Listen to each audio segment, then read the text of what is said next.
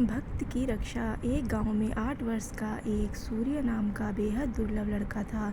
उसका परिवार का व्यवसाय लकड़ी काटना और उन्हें बेचना था। एक दिन सूरज यमुना नदी के किनारे पर लकड़ी काट रहा था। एक पेड़ की सूखी टहनी यमुना नदी की ओर झुकी हुई थी। सूरज की खास बात यह थी कि वह कभी भी हरी भरी टहनियों को नहीं काटता था। उसने देखा कि जो टहनी यमुना नदी की ओर झुकी हुई है वह बिल्कुल सूखी हुई है। उसने कुल्हाड़ी लेकर उसे काटने का प्रयास किया काटने के बारे में सोचा। उसने अंतिम प्रहार टहनी पर किया। टहनी नदी में गिर गई और सूरज ने भी उसी टहनी को बचाने के लिए यमुना नदी में छलांग लगा दी। यमुना नदी का बहाव बहुत ज़्यादा तेज़ था क्योंकि वह मौसम बारिश का मौसम था।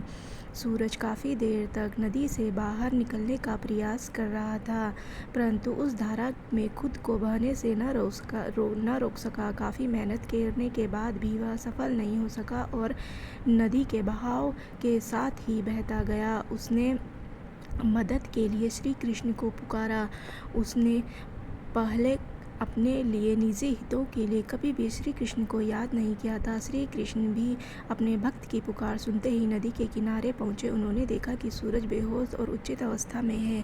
उन्होंने सूरज को नदी से निकाला, नदी के किनारे पर लिटा दिया। सूरज की आंखें बंद थी, परंतु उसको एहसास हो रहा था कि किसी ने उसे बीच नदी से निकाला है और उसकी देखरेख कर रहा है। और सूरज की नींद उठी तो उसने देखा उसके आसपास कोई नहीं था, परंतु एक मोर पंख पड़ा था। उसने सोचा, अवश्य मेरे पास प्रभु श्री कृष्ण ही मुझे बचाने के लिए आए हैं। दोस्तों, प्लीज़ चैनल को लाइक करें, सब्सक्राइब